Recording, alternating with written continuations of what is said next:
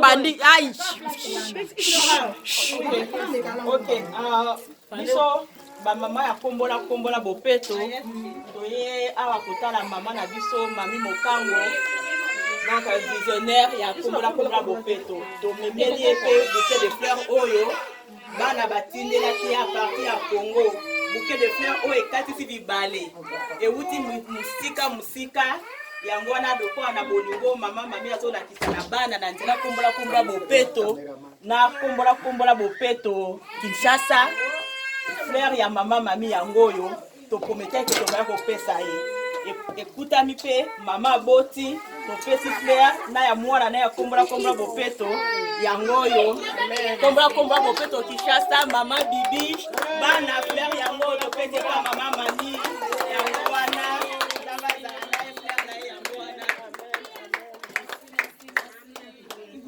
Amen. Nakata. Napesi vraiment merci na bandeko batindelaki nga fleur vraiment ezaki bakombola bopeto bien na bana bana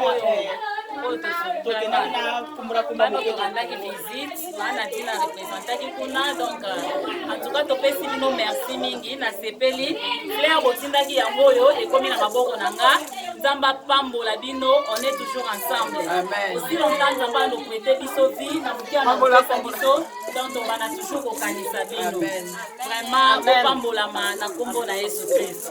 Amen. Bye. Kombola bopeto Kinshasa. Mama nyonso bana na biso. Bye. Bamboka ebele. Congo. Ebele. RDC.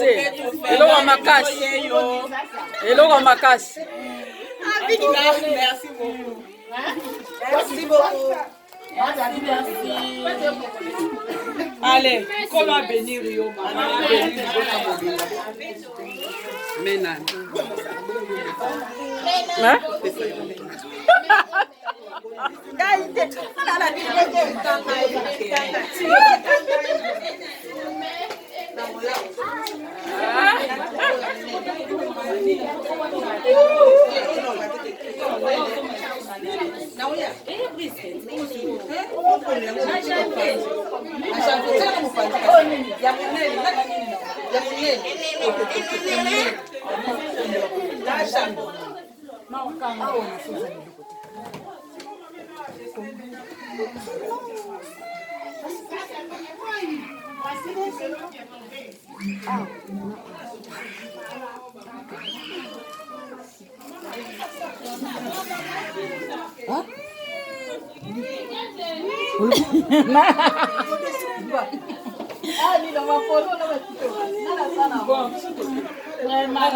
Merci.